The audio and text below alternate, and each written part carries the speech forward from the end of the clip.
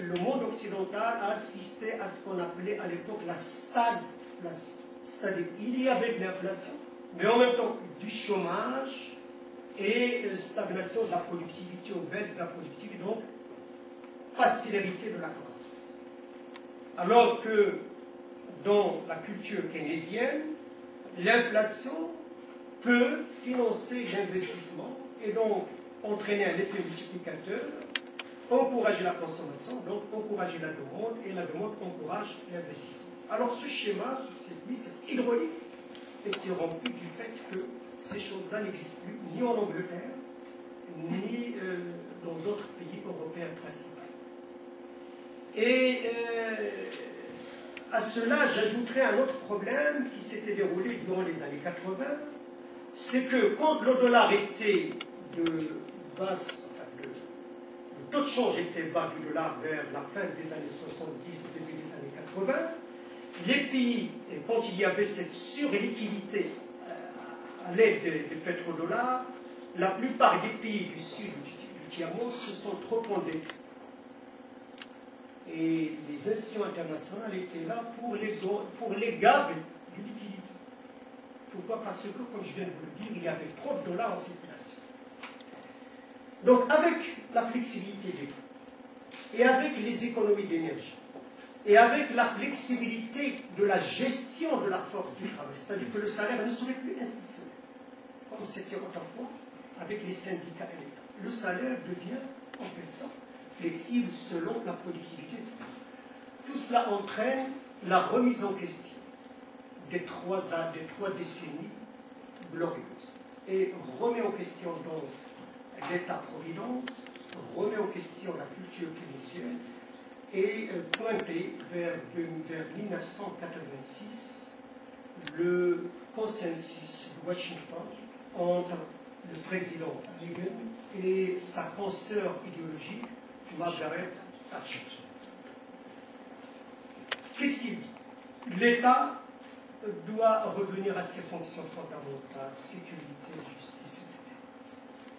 Donc moins de fiscalité, plus de salaire institutionnel, rémunérer les actions, et les actionnaires ont le droit de chercher le rendement et la rentabilité. Bref, je ne cite pas ici tous les points du consensus de Washington, mais l'objectif c'était quoi? C'était, l'objectif d'ailleurs économique, c'était de juguler la stagflation, de stimuler l'ouverture financière, de déconnecter les marchés financiers, notamment entre les assurances et les banques, et déconnecter les frontières nationales du marché. Alors là, nous nous embarquerons, si vous voulez, dans la plateforme qui nous conduit à ces crises que je viens de vous citer, crise 87 aux États-Unis, et le chapelet vertueux des autres crises.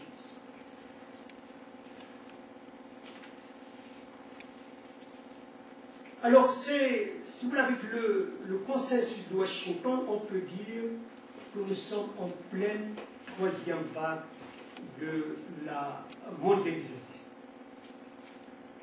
Le processus de cette troisième vague, vous allez voir qu'il n'a rien à voir avec la mondialisation commerciale et la mondialisation post-révolution industrielle. Le processus de cette troisième vague comporte trois mondialisations ou trois globalisations. La première mondialisation, c'est l'ouverture commerciale. Depuis les années 60 jusqu'à la conférence de Marrakech, les États ont négocié dans le fameux General Agreement on Trade l'ouverture tous azimuts des frontières qui est établie par la conférence de Marrakech et l'instauration de l'OMC. Il faut dire qu'à partir des années 2000, la logistique y a été pour beaucoup. Parce que, là j'ai les chiffres qui pourraient vous être révélateurs, parce que les frais de transport mondiaux ont diminué de prix. 80% des transports mondiaux se font depuis la Seconde Guerre mondiale par la voie maritime. Or, le transport d'une tonne par la voie maritime coûte 10 fois moins cher que le transport de la même tonne par la voie terrestre. Deuxième ingrédient de la mondialisation, la globalisation. Il y a la globalisation numérique, cela veut dire baisse des coûts de l'information via le numérique, et cette baisse de coûts va entraîner des effets sur les modes de production des entreprises, elle va entraîner la baisse des coûts de transaction, elle permet de produire des services à distance, elle permet donc la transmission de certains services par l'image et par le son. La deuxième globalisation, c'est la globalisation financière. Elle veut dire, vers la fin du XXe siècle, que l'investissement direct à l'étranger se déployait à raison de 90% dans la triade, à savoir l'Amérique du Nord, l'Europe, le Japon et certains pays du Japon. Elle veut dire également que tous les marchés sont décloisonnés. Elle veut dire également que tout le monde peut faire de l'innovation financière, c'est-à-dire créer des obligations à elle et les faire circuler sur le marché. Et nous allons voir dans quelques secondes, enfin dans quelques minutes, comment ces obligations vont entraîner la fameuse crise de survie. Et puis, chaque banque a le droit d'imaginer un stock option, c'est-à-dire une rémunération via l'implication du manager dans l'entreprise ou dans la banque. Donc nous pourrions dire qu'avec la globalisation financière, que nous sommes en train d'assister à une unicité du temps et unicité de l'espace. Unicité de temps. Techniquement parlant, si vous débitez une opération à New York, en même temps, la même opération est créditée à Singapour. Il n'y a plus ce temps d'attente de 15 jours ou d'un mois. Unicité géométrique.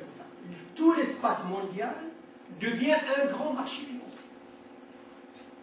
Les fonds de pension, par exemple, peuvent s'investir aussi bien en achetant des actions et des obligations à compte propre, comme ils peuvent s'investir dans une société juste à côté de nous et disparaître 10 jours, 1 mois ou 3 mois plus tard. Parce que l'objectif, c'est de placer l'argent là où le rendement est très élevé. La gouvernance des entreprises devient une gouvernance shareholder, c'est-à-dire gouvernance des actionnaires. L'entreprise n'est plus cette cohésion sociale, comme dans le capitalisme rénant d'autrefois, ou dans la culture keynésienne. L'entreprise est là pour donner le maximum de rendement par action. Si le rendement diminue, les capitaux sont volatiles, peuvent en quelques secondes être pareils.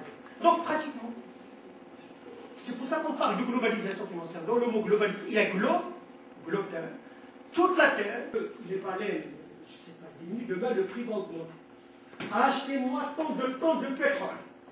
Achetez-moi tant de fer, et vous me répondez dans une semaine, est-ce que le pétrole, les baleines ou le fer est dans la tendance haussière?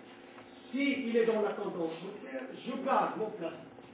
Donc tout le globe devient objet de al-Bachar. Vous allez me dire, mais pourquoi? Eh bien, je ne donne pas ici des exemples. Les meilleurs chanteurs sont maintenant également je cite un ou deux, sont, si vous voulez, des objets de placement. Monsieur, mon collègue est un chanteur, j'achète un droit, même les compétences, même l'art, avant que cet art ou cette compétence produise quelque chose de palpable, j'achète. J'achète des titres sur la chanson, sur le pétrole, sur l'or, sur tout, sur le café, sur le blé, etc. Donc tout ce qui circule dans les bateaux à l'échelle du globe devient objet à une spéculation. Voilà ce que j'appelle globalisation financière. Et vous avez la troisième globalisation, la globalisation des entreprises. Les entreprises dites multinationales de production dans différentes parties nationales du monde. si vous prenez certaines entreprises, comme Adidas, je ne sais pas, elles maîtrisent la création dans le pays d'origine, et elles maîtrisent la commercialisation. Entre la création d'un modèle et la commercialisation, vous avez des parcelles de production qu'on réalise en Indonésie, etc., etc. Cela veut dire que la globalisation de l'entreprise doit avoir pour stratégie de garder ce qui est soft, c'est-à-dire de garder la production noble, puisque toute entreprise doit afficher des rendements élevés pour satisfaire les chers stocks ou les actionnaires, c'est-à-dire élever la rentabilité financière. Et cette globalisation financière nous amène au cœur de la crise mondiale actuelle, une crise financière, une instabilité financière. La crise actuelle, je ne vais pas vous la décrire, puisque je crois que tout le monde en sait quelque chose, est une crise qui dépasse celle des années 1929. Celle de 1929, c'était d'abord un krach aussi, jeudi noir, octobre, qui a suscité la peur chez les épargnants. Les épargnants ont commencé à vendre des actions, parce qu'ils croient que la valeur de leurs actions va davantage baisser. La valeur des entreprises donc baissée sur le plan comptable. Comme la valeur des entreprises baissait, la valeur de leur matériel et de leur production baissait. Les entreprises avaient besoin de trésorerie et elles ne trouvaient pas pour financer leurs dépenses d'exploitation et financer leurs investissements. Elles étaient donc obligées de réduire la capacité d'investissement. Réduire la capacité d'investissement, c'est libérer la main-d'œuvre, c'est-à-dire le chômage. D'où l'effroyable crise de 1920. La crise actuelle, elle ne s'est pas déclarée dans l'ensemble de l'économie américaine. Elle a commencé par une surproduction, celle de la production de logements.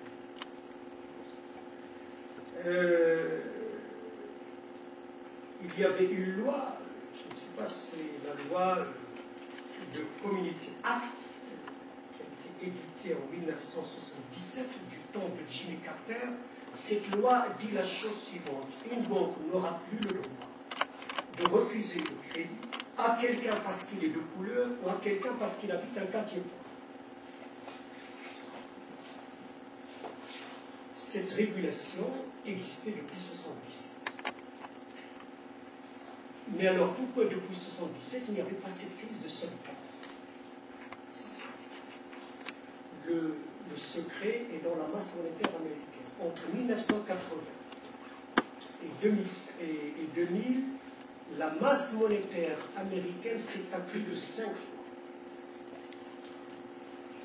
Puisque la monnaie, le dollar, est plus liée à l'or, donc tout le monde peut créer le dollar. Et maintenant, s'il y a des gens à l'extérieur des États-Unis qui veulent les garder les dollars qui les gardent. Moi, j'imprime les dollars. Alain, il y a une passe. De concert avec le président Nixon, le président Clinton. Le président Clinton était de culture keynesienne de gauche, si vous voulez, a trouvé un modus vivendi avec le président de faire le système. Quand le gouvernement sent la nécessité de financer la croissance, Alain passe pour le robinet. Donc là, il n'y a aucun problème. On ouvre le robinet pour financer la croissance. C'est logique. C'est dans la droite culture de financer sa propre croissance indépendamment des désirs ou des constats chez les autres. Les États-Unis sont un pays souverain. Or, avec la succession des crises, il s'est trouvé qu'il y a trop de liquidités aux États-Unis et on a revigorisé cette loi.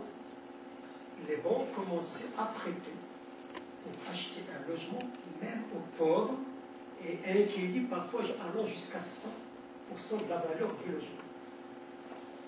La valeur du logement suivait une tendance haussière. Donc les ménages pauvres, quand ils achètent un logement à 100% financé par la banque, ils se disent pas, même si dans 2 ans je serai dans l'incapacité de payer, la banque n'a qu'à payer, vendre l'hypothèque, je serai gagnant. Puisque d'ici 2 ans, le prix serait davantage plus élevé que le prix actuel et je gagnerai. Donc tout le monde était entre guillemets gagnant. Alors la procédure est simple. On demandait au ménage combien vous gagnez, vous ne gagnez pas trop, vous n'avez pas d'hypothèque, c'est pas important. Achetez le logement, nous le prenons comme hypothèque, vous êtes en difficulté pour meubler votre logement, vous ne payez pas pendant 2 ans, vous payez juste un intérêt de 1%. C'est tout, pendant 2 ans. Après 2 ans, vous payerez l'intérêt soit mobile, selon le contrat, soit fixe, mais un intérêt plus élevé. Et vous, ménages pauvres, vous avez la capacité de payer en 40 ans. Cela veut dire que même si par hasard le propriétaire est mort, il pourra continuer à payer dans l'au-delà ou dans le temps. Voilà donc. Alors je répète ce crédit. C'est un crédit sur 40 ans. C'est un crédit dont la garantie, c'est l'hypothèque de la maison achetée. Et c'est un crédit qui accorde un taux d'intérêt pratiquement de 1% pendant 2 ans.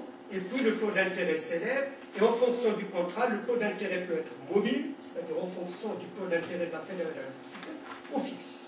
Donc là, il n'y a aucun problème. Tout le monde est dans les deux. Tout le monde est gagnant.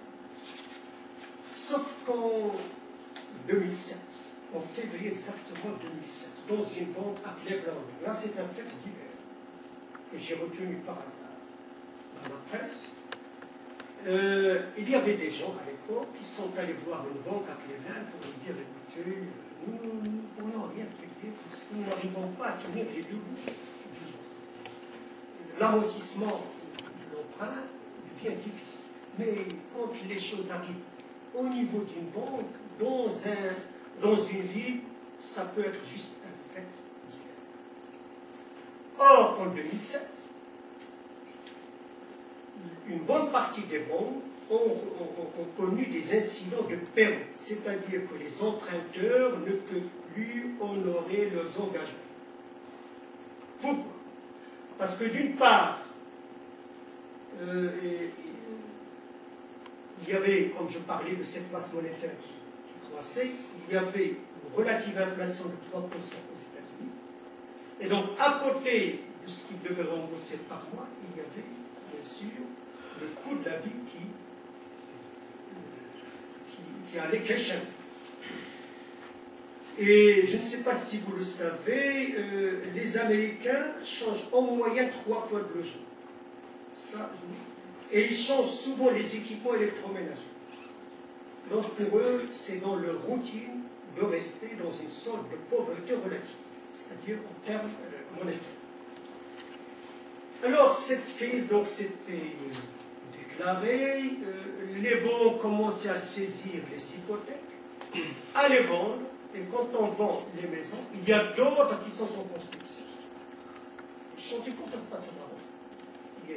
Il y avait une frénésie de l'immobilier. Pour mémoire, le taux de croissance du prix de l'immobilier aux États-Unis était à l'époque de 15% en moyenne depuis l'année 2000 jusqu'à 2007, contre 3% de croissance du PIB. Vous voyez ce que je veux dire? Alors donc, comme il y a d'autres qui construisaient, les banques vendaient pour se faire rembourser. L'offre et la demande, par le jeu de l'offre et de la demande, la demande de l'immobilier stable,